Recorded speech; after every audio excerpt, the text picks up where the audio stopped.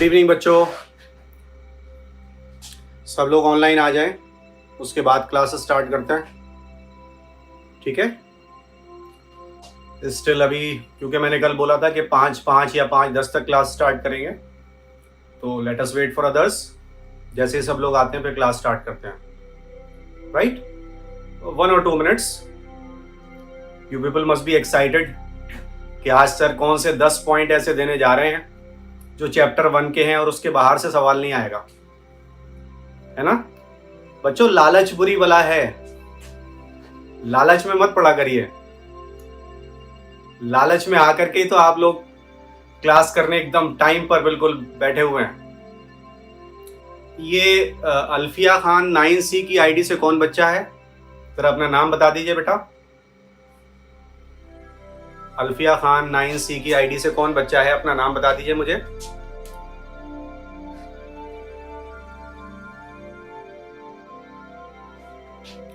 फिर उसी नाम से मैं आपसे बात भी करूंगा ना।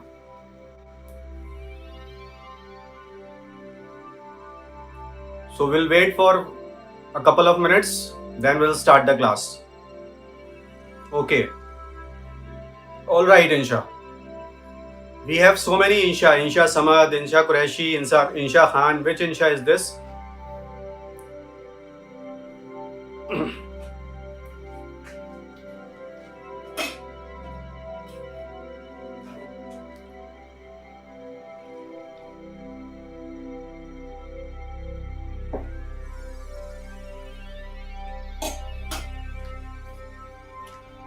आज पहले तो मैं अपनी प्रॉब्लम आपसे डिस्कस करूंगा, जो प्रॉब्लम मुझे हो रही है वो प्रॉब्लम का सॉल्यूशन आप आज मुझे दीजिए पहले।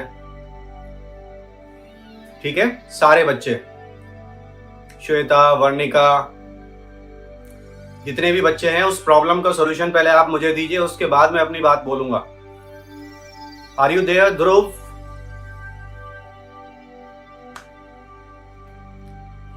तो जो बच्चे मेरी प्रॉब्लम का सॉल्यूशन देंगे उसके बाद मैं फिर अपनी बात रखूंगा आपके सामने। ठीक है, मेरी प्रॉब्लम है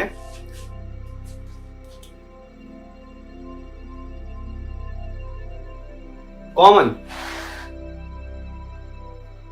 कॉमन इज माई प्रॉब्लम और my problem is common. My problem is general.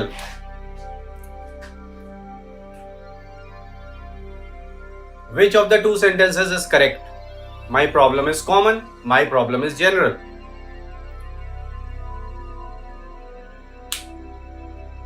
क्योंकि जो अगली बात मैं करने जा रहा हूं वो इन्हीं दोनों वर्ड्स पर बेस्ड है बच्चों, और बच्चे सवाल गलत करके आए हैं, या ये कहिए कि आंसर जो दिया गया वो नहीं था जो हमें लग रहा था कि था।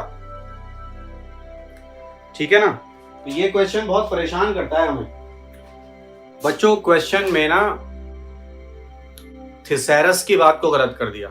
थिसैरस डिक्शनरी में इन दोनों वर्ड्स को सिनोनियम लिया गया है।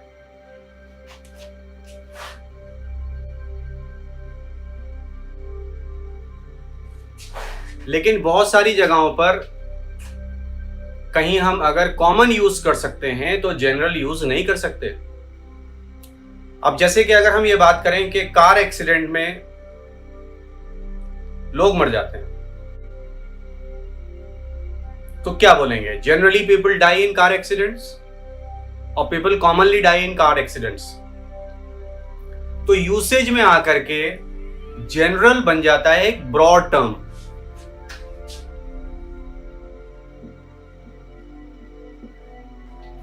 और तब ये एक दूसरे के अपोजिट भी यूज होने लगते हैं। बात समझ रहे हैं? जैसे हमारी एनसीईआरटी बुक क्या कहती है वो समझिए पहले, उसी से रिलेटेड अब हम बात आज आगे बढ़ाने वाले हैं क्लास में।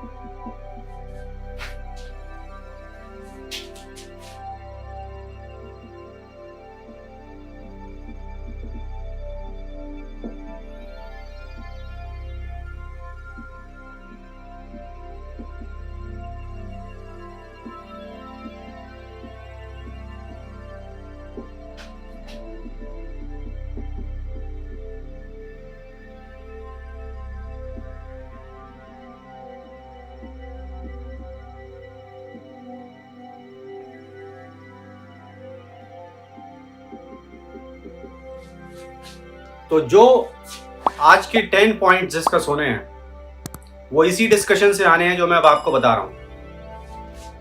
देखिए, ये मेरा एड्रेस है। अर्थ पे जाइए, एशिया में जाइए, इंडिया जाइए, यूपी जाइए, मुरादाबाद जाइए, डिप्टीगंज जाइए, हाउस नंबर 268 जाइए, फर्स्ट फ्लोर पे जाइए, रूम नंबर 2 में जाइए, मैं आपको मिल जाऊंगा। और इनके सामने जो नाम लिखे हुए हैं, आप कहते हैं अर्थ एक प्लेनेट है, एशिया एक कॉन्टिनेंट है, इंडिया एक कंट्री है, यूपी एक स्टेट है, मुरादाबाद एक सिटी है, डिप्टीगंज एक स्ट्रीट है, और हाउस नंबर 268 हाउस नंबर है, फर्स्ट फ्लोर फ्लोर नंबर है, रूम नंबर 2 रूम नंबर है ना। तो ये जो लिखे हुए हैं ये अपनी जगह पे फिक्स रहते हैं बच्चों। इनको बोलते हैं categories. These are called categories.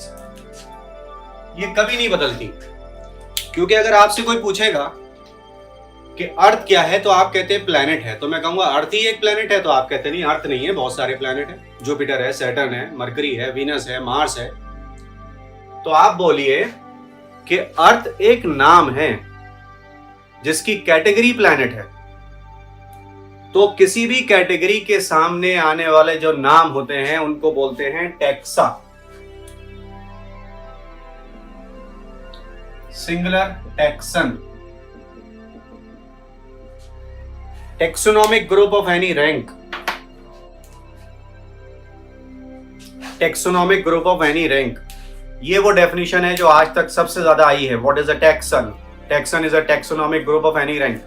ये भी टैक्सन है, ये भी टैक्सन है, ये भी टैक्सन है, सबकी रैंक अलग अलग है, सबकी रैंक अलग अलग है। सबसे ज्यादा लोग मिलेंगे अर्थ पे और सबसे कम मिलेंगे रूम नंबर 2 में। बात समझ में आई कि नहीं आई? तो जब हम ऊपर से नीचे आ रहे हैं तो क्या हो रहा है? डाइवर्सिटी डिक्रीज हो रही है। यहां पर हम बोल रहे हैं कि एक आदमी को खोज रहे हैं, यहां के पता चल गया कि दानिश को खोज रहे हैं, मुझे खोज रहे हैं, तो हम स्पेसिफिक हो गए। नीचे आने पर डाइवर्सिटी डिक्रीज हो रही है और स्पेसिफिसिटी इंक्रीज हो रही है। ठीक है? जो रूम नंबर 2 के लोग होंगे वो ज्यादा बातें आपस में शेयर करेंगे as compared to the people living on that same floor.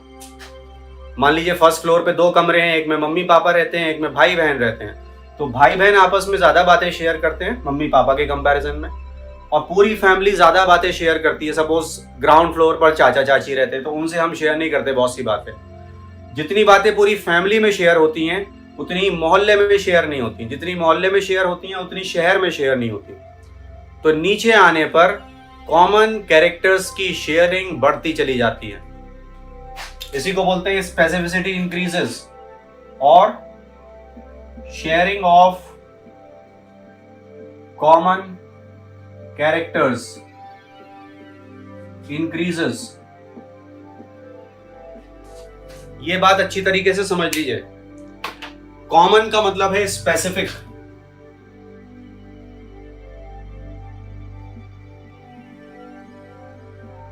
यहां पर हम अगर ये बोलें कि कॉमन का सिनोनियम है जनरल, तो बात गलत हो जाएगी, क्योंकि हम अर्थ पर सारे ह्यूमन बीइंग को देख लें और रूम नंबर 2 में भी ह्यूमन बीइंग है, तो सारे ह्यूमन बीइंग्स 99.9% सेम हैं। ये हमने कब पढ़ा? ह्यूमन जीनोम प्रोजेक्ट में। So generally we all are same. Yes और no? Generally we all are same. तो यहां पर कॉमन और जनरल एक दूसरे के अपोजिट हो जाते हैं, इस बात को समझ लीजिए। क्वेश्चन जो आता है उसी में हम फंस जाते हैं और हम गलत करके आ जाते हैं, क्योंकि हमें मालूम है थिसारस ये कहता है कि कॉमन और जनरल एक दूसरे के सिनोनियम है, लेकिन कुछ ऐसे एग्जाम्पल हैं जहां पर कॉमन वर्ड यूज हो सकता है, वहां जनरल वर्ड यूज नहीं हो सकता। जहां जनरल यूज हो सकता है वहां कॉमन यूज नहीं हो सकता। तो इसलिए यहां पर और नहीं लगाएंगे, बल्कि एक दूसरे के ऑपोजिट हो जाएंगे ये। ठीक है? Common, specific, similar.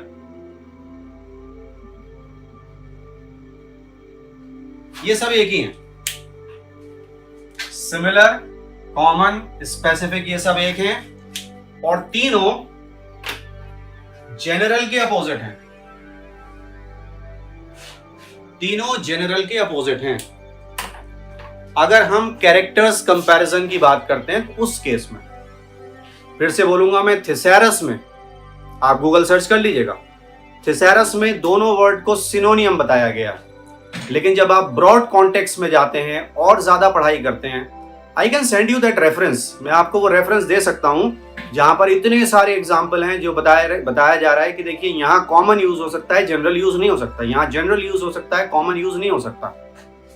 ठीक है, अब लोग पैदा होते हैं, मरते हैं, इसे अंग्रेजी में जनरल लगा के बोलेंगे कि कॉमन लगा के बोलेंगे। People commonly take birth and die, people generally take birth and die. कौन सा सेंटेंस सही लग रहा है आपको? बताइए जरा मुझे चैट बॉक्स में। तो उस केस में अपोजिट हो जाते हैं। General is a broad context word. बात समझ रहे हैं कि नहीं समझ रहे हैं मेरी? Just let me know, I am waiting for your response. Sentence having generally, yes, all right. आप सब बोल रहे हैं जनरली जनरली जनरली, है ना? बिल्कुल सही बात है। अब मुझे बस एक सवाल का जवाब दीजिए, क्योंकि मैं अगली जो आपको प्रॉब्लम देने जा रहा हूं ना, वो इसी पर बेस्ड है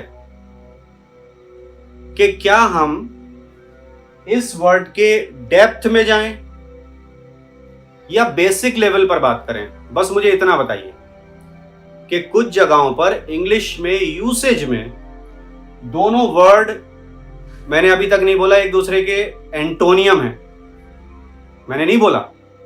मैंने बोला कि इंग्लिश यूसेज में कई बार दोनों वर्ड एक दूसरे के लिए इस्तेमाल नहीं हो सकते, तो हमें लगता है ये अपोजिट हो गए। थिसैरस कहती है कि ये सिनोनियम है। मेरी बात को समझ रहे हैं? थिसैरस कहती है कि ये सिनोनियम है, लेकिन इंग्लिश यूसेज में कई जगहों पर हमें लगता है कि जहां ये यूज नहीं हो सकता वहां ये यूज हो रहा है, जहां ये यूज नहीं हो सकता वहां ये यूज हो रहा है, तो हमें लग जाता है कि ये अपोजिट है। अपोजिट नहीं है, यूसेज बदल गया। क्योंकि जो मैं क्वेश्चन देने जा रहा हूं आपको, वो इसी वर्ड मीनिंग पर बेस्ड है। हाँ बच्चों, तो कुछ समझ रहे हैं क्या बात हो रही है?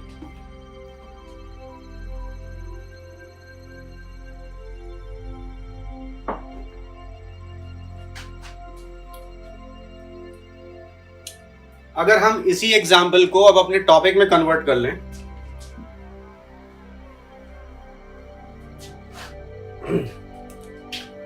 सिस्टमैटिक्स,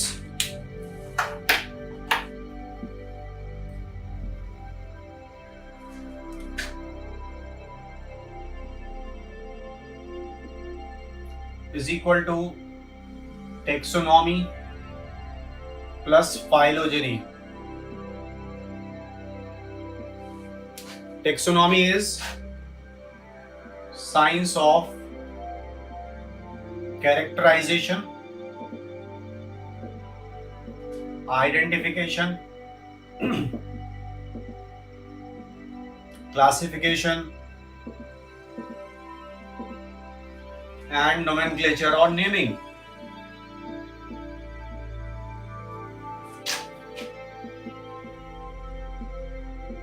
ठीक है?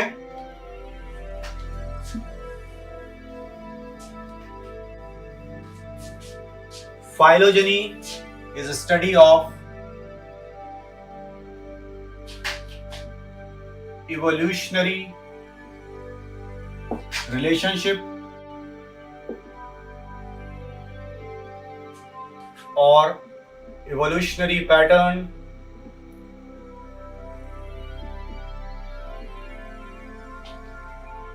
or ancestral history.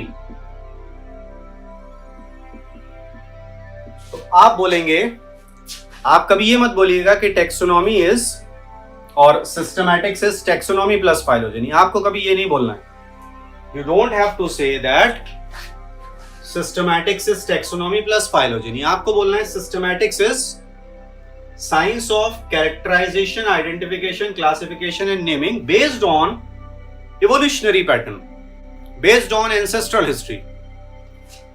अब बेसिकली तो डेफिनेशन में 3 वर्ड आते हैं, पहले आइडेंटिफिकेशन, फिर क्लासिफिकेशन, फिर नेमिंग।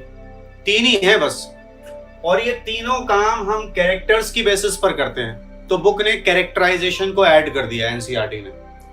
एनसीईआरटी कहती है science of characterization, identification, classification and naming.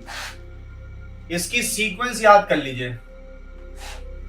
आप क्लासिफिकेशन से पहले नेमिंग नहीं कर सकते,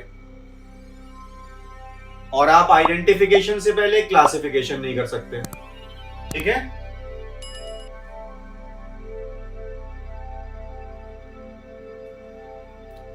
पहले आइडेंटिफाई करेंगे, फिर क्लासिफाई करेंगे, फिर नेमिंग करेंगे। जैसे अगर हम ये बोल दें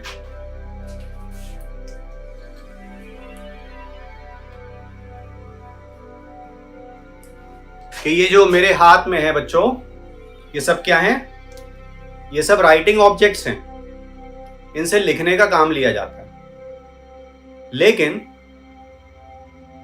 अगर हम इन चारों को देखें तो इन चारों में से किसी से भी मैं व्हाइट बोर्ड पर नहीं लिख सकता, इससे लिख सकता हूं। क्लासिफाई कर दिया, किस बेसिस पर? कैरेक्टर की बेसिस पर। पहले आइडेंटिफाई किया कैरेक्टर की बेसिस पर कि ये सारे राइटिंग ऑब्जेक्ट्स हैं, उसके बाद क्लासिफाई कर दिया, है ना, कि हम इससे जो है वो ये परमानेंट मार्कर है, तो इससे हर जगह लिख सकते हैं जहां हमें चीज़ों को हटाना नहीं है। ये स्टाइलस है जिससे हम स्मार्ट बोर्ड पर लिखते हैं, पेंसिल है जिससे कॉपी पर लिखते हैं, चौक है जिससे हम ब्लैक बोर्ड या ग्रीन बोर्ड पर लिखते हैं। तो सबको क्लासिफाई कर दिया। क्लासिफाई किया, आइडेंटिफाई करने के बाद कैरेक्टर की बेसिस पर आइडेंटिफाई किया, कैरेक्टर की बेसिस पर क्लासिफाई किया, कैरेक्टर की बेसिस पर नाम रख दिए। As simple. ठीक है, ये तो एक बात हो गई। तो हम जो अच्छी बुक्स में, एक्चुअली मुझे ऐसा नहीं बोलना चाहिए क्योंकि सबसे अच्छी बुक तो एनसीईआरटी है हमारे लिए।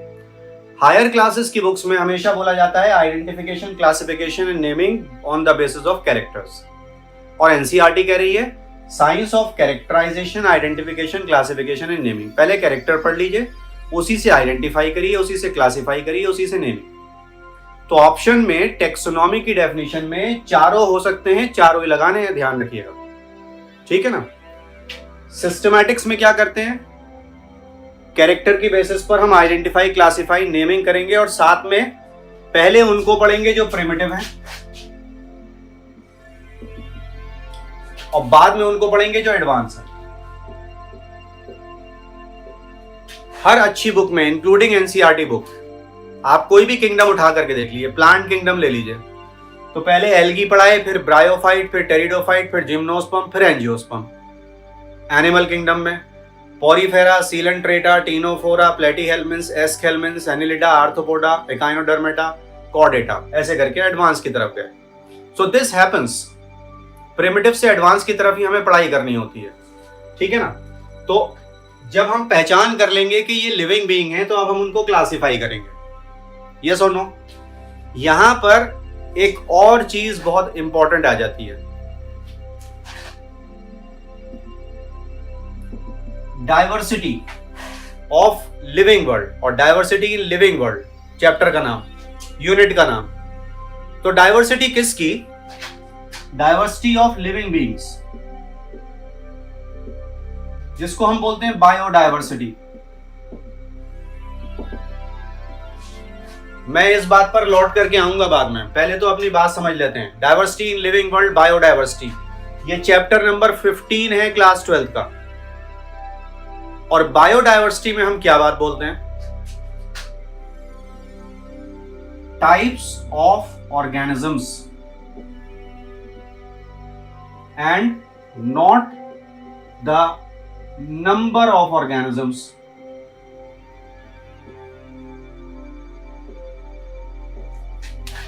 अर्थ पर कितनी तरह के लिविंग ऑर्गेनिज्म हैं, यह बताया जा रहा है। यह नहीं बताया जा रहा है कि कितने living organism. Types of organism and not the number of organisms. ये बात समझ में आ गई? अगर हम गिनने लगे तो एक ही टाइप अगर हमने पकड़ी एलिफेंट, तो दुनिया के सारे एलिफेंट गिनने पड़ेंगे, वो नंबर होगा, और वो एक ही टाइप को बिलोंग करते होंगे, दैट इज एलिफेंट। तो बायोडायवर्सिटी का मतलब है types of organism, not the number of organism. अब दूसरी बात ध्यान से सुन लीजिए, क्लास 12th में चैप्टर 15 में बायोडायवर्सिटी के बारे में बताया गया है कि अभी तक हम कितने लिविंग ऑर्गेनिजम्स की टाइप्स जानते हैं। तो पता चला 1.7 मिलियन। ये भी तो नंबर है, यहां लिखा है types of organism and not their number.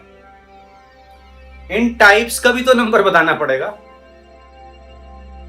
तो एनसीईआरटी में बिल्कुल सही लिखा है, chapter 1 class 11th, number of types of organisms.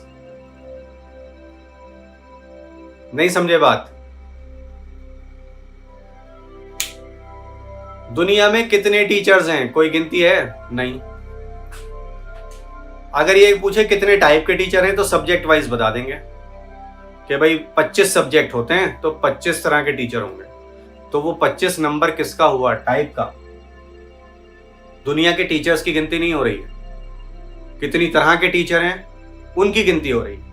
So this number is not the number of organisms on earth, but this is the types of organisms on earth. उसका number है ये।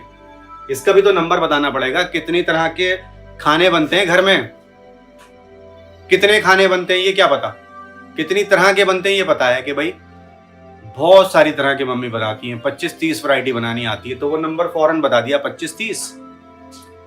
इसी चैप्टर 15 में क्लास 12th में हमको answer मिलता है यहां का, क्या? 1.2 million different types of animals, 0.5 million plants, different types of plants. Number की बात नहीं हो रही है। अगर नंबर की बात करेंगे तो एनिमल और प्लांट का रेशियो 4:1 आता है, ये नंबर की बात हो रही है। 4 गुना ज्यादा एनिमल हैं अर्थ पर नंबर में।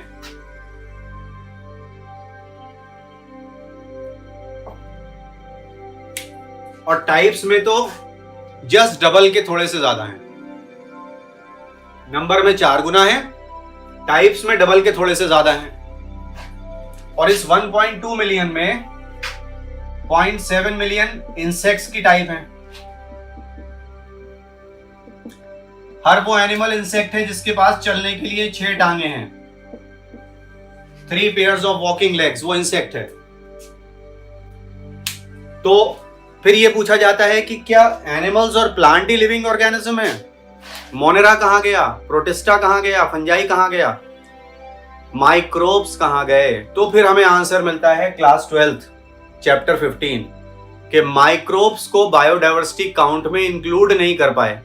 रीजन, 2 रीजन लिखे हुए हैं क्लास 12 की एनसीईआरटी बुक में। किसी को मालूम है वो क्या रीजन है?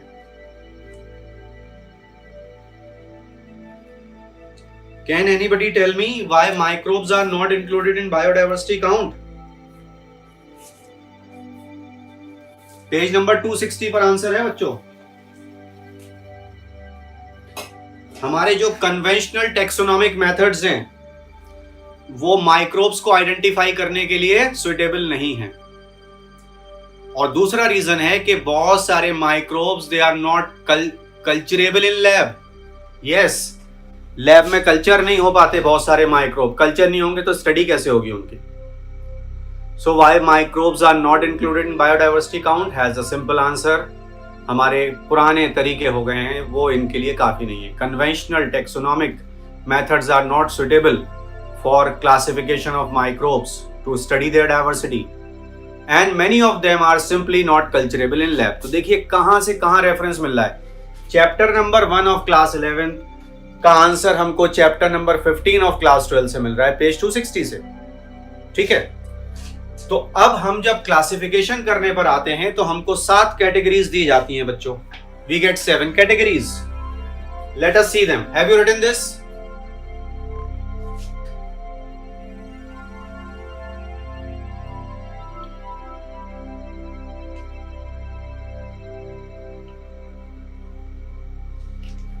इसको रब कर दूं बच्चों?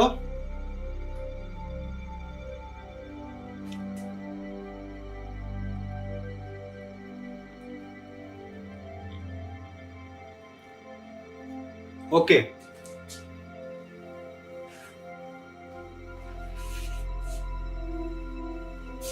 तो मैं आपको सवाल दे रहा हूं, उसका जवाब बताइएगा।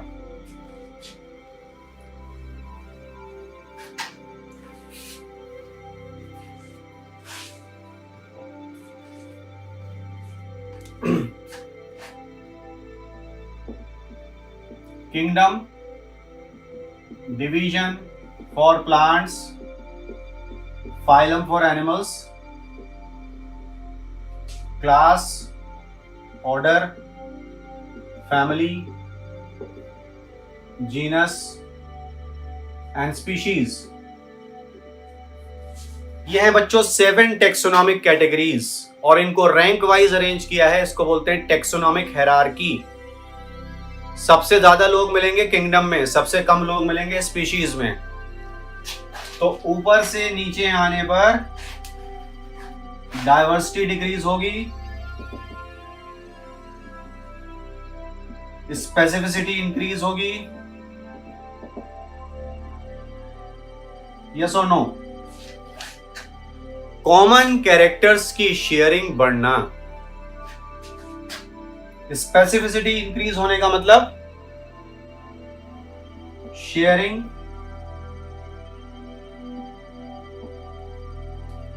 Of common characters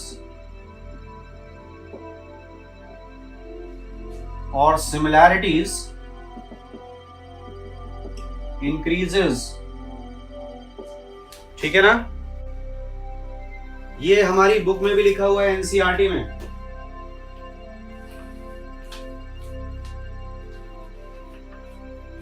page number 10, class 11th NCERT book, page number 10, last line, and page number 11, first line. जरा पढ़िए इसको, देखिए क्या लिखते हैं। As we go higher from species to kingdom, from species to kingdom, जब हम यहां से यहां जाएंगे, number of common characters goes on decreasing.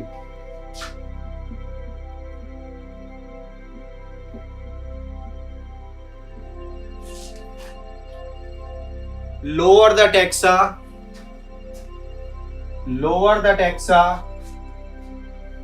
more are the characters that the members within the taxon share.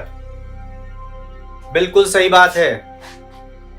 इस कमरे में जो लोग होंगे भाई बहन, वो आपस में ज्यादा कैरेक्टर शेयर करेंगे as compared to the other room जिसमें मम्मी पापा रहते हैं। ये आपस में ज्यादा कैरेक्टर शेयर करेंगे as compared to the other floor जिसमें चाचा चाची रहते हैं। ये आपस में ज्यादा कैरेक्टर शेयर करेंगे as compared to the other house, पड़ोसी, मोहल्ला, शहर, स्टेट। समझ रहे हैं कि नहीं? Lower the taxa, more are the characters that the members within the taxon share.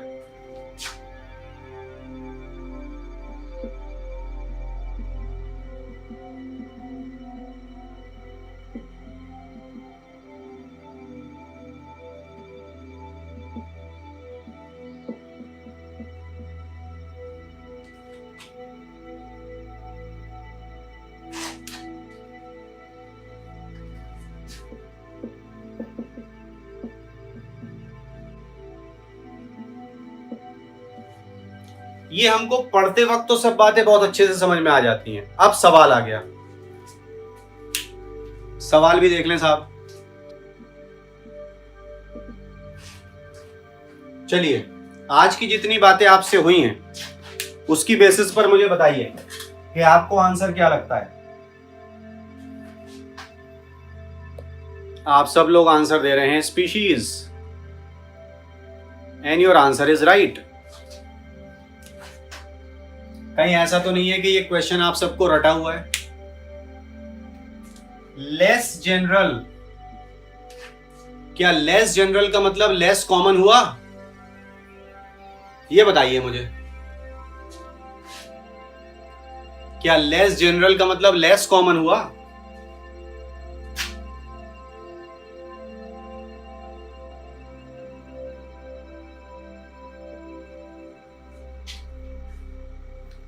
ये तो सवाल का जवाब आपको रटा हुआ है कि लेस जनरल पूछा जाए तो स्पीशीज बताना है।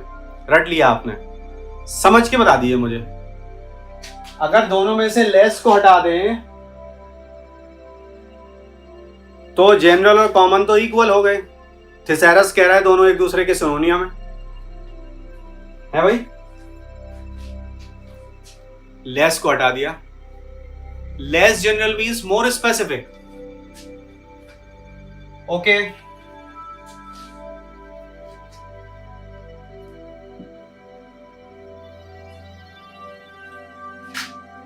Less general means more specific.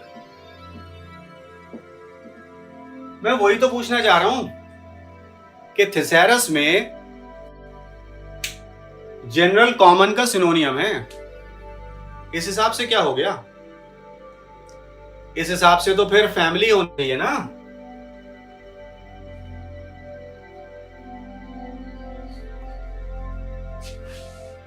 अगर थिसैरस ये कह रहा है कि कॉमन और जनरल एक दूसरे के सिनोनियम है, लेकिन यूसेज में मैं आपको शुरू से बता रहा हूं कि जनरल ब्रॉड है ना, और कई ऐसी बातें हैं जहां पर हमें ये दिखाना पड़ता है बच्चों कि देखो यहां जनरल यूज हो सकता है और कॉमन यूज नहीं हो सकता।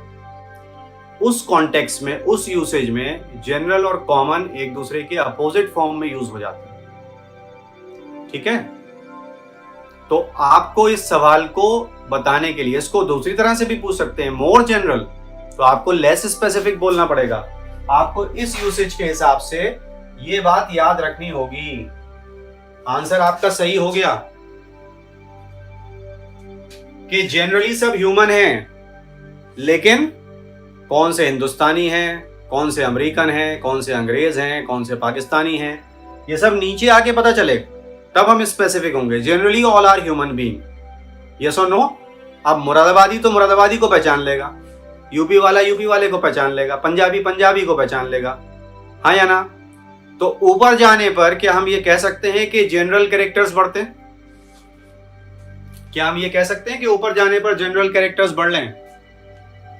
कैन वी से दिस?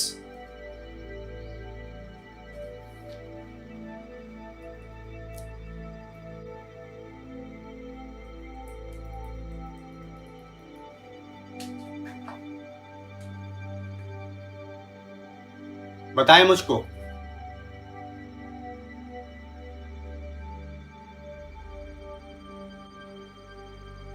Very good.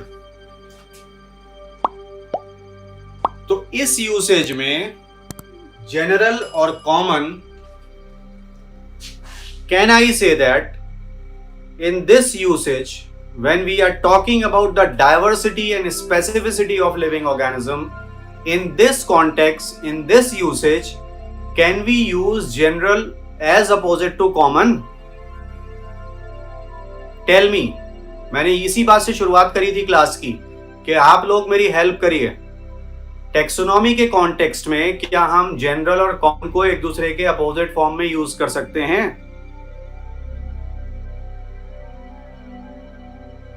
जबकि थिसैरस कहता है कि दोनों सिनोनियम है, बट टेक्सोनॉमिकली यूसेज में और बहुत सारी जगह इंग्लिश यूसेज में भी जनरल और कॉमन एक दूसरे के अपोजिट फॉर्म में यूज होते हैं।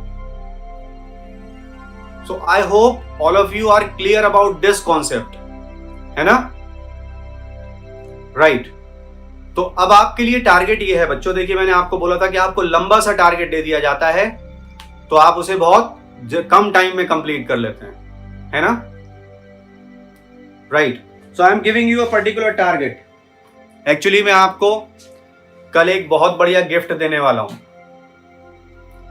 जो बहुत मुश्किल चीज है इस चैप्टर की वो बहुत आसान बना करके आपको दूंगा, और उसके बाद में ये चैप्टर खत्म।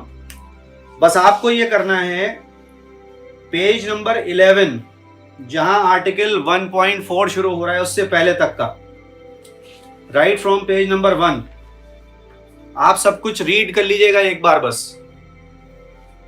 क्या आप इन 10 पेजेस को रीड कर सकते हैं? So I will give you something जो आपको बहुत समराइज कर देगा इन चीजों को, ठीक है? इस चैप्टर के 10 पॉइंट बनने हैं जिसमें से 4 पॉइंट मैंने आपको आज दे दिए। इस चैप्टर के टोटल 10 पॉइंट्स बनने हैं, 4 पॉइंट मैंने आपको आज दे दिए। किसी को पता है वो कौन से 4 पॉइंट है जो आज आपको मिले हैं? आज की क्लास भी पब्लिक है एक्चुअली, कल से मैं इसको अनलिस्ट करूंगा, तो इसलिए मैं आज खुल के नहीं बताऊंगा आपको कि वो 4 पॉइंट कौन से थे जो आज मैंने आपको दिए। अभी 6 पॉइंट बचे हैं इस चैप्टर के। कल 10 के 10 पॉइंट मैं आपको बता दूंगा, कल से ये क्लास अनलिस्ट हो जाएगी, तो कल मैं आपको वो 10 पॉइंट बता दूंगा कि देखो ये 10 पॉइंट थे बच्चों, क्योंकि कल चैप्टर वाइंड अप होगा। तो चैप्टर को वाइंड अप करने से पहले मैं आपको 10 पॉइंट बता दूंगा कि देखिए बच्चों ये 10 पॉइंट थे, इन 10 पॉइंट के बाहर से कुछ नहीं आने वाला एनसीईआरटी में। और अगर आप मुझे बताएंगे पर्सनली व्हाट्सएप करके कि आज ये 4 पॉइंट थे, तो मेरा दिल बहुत खुश होगा कि सर आज ये 4 पॉइंट थे जिसके बाहर से सवाल नहीं आएगा, और 6 पॉइंट कल मैं आपको बताऊंगा। तो टोटल 10 पॉइंट्स, कल चैप्टर वाइंड अप हो जाएगा। Then we can move on to the next chapter, that is chapter 2 biological classification.